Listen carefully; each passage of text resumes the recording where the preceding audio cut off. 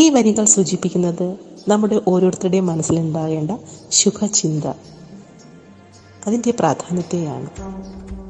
ജീവിതത്തിൽ സന്തോഷമാകട്ടെ, സമാധാനമാകട്ടെ, എന്ത് തന്നെയാണ് നമ്മൾ അന്വേഷിച്ചു പോയാലും അത് ആദ്യം കണ്ടെത്തേണ്ടത് നമ്മിൽ തന്നെയാണ്.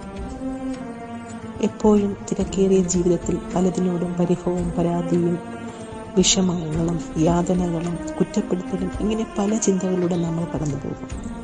സന്തോഷമാണ് എങ്കിൽ ആദ്യം സ്വയം ഒന്ന് സന്തോഷം കണ്ടെത്താൻ ശ്രമിക്കുക. നമ്മൾ നമ്മോട് സംസാരിക്കുക, നമ്മളോട് തന്നെ ചിരിക്കുക.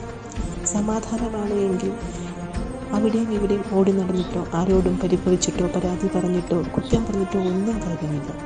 ശാന്തമായി നമ്മുടെ ശ്വാസത്തിൽ തന്നെ ശ്രദ്ധിച്ച് ഒരു 5 മിനിറ്റ് ഇരിക്കാൻ കഴിഞ്ഞാൽ അറിയാതെ സമാധാനം നമ്മൾ നിറയുന്നത് കാണും. ശ്രീബുദ്ധൻ്റെ വാക്കുകൾ നമ്മൾ ശാന്തരാകേണ്ടതിൻ്റെയും സൗമ്യരാകേണ്ടതിൻ്റെയും സ്നേഹത്തോടെയും സഹവർത്തിത്വത്തോടെയും പെരുമാറേണ്ടതിൻ്റെയും ആവശ്യകതയെയും നല്ല ചിന്തകൾ മനസ്സിൽ നിറയ്ക്കേണ്ടതിൻ്റെയും പരമപ്രാധാന്യത്തെയും കുറിച്ചാണ് നമ്മെ ബോധ്യപ്പെടുത്തുന്നത്.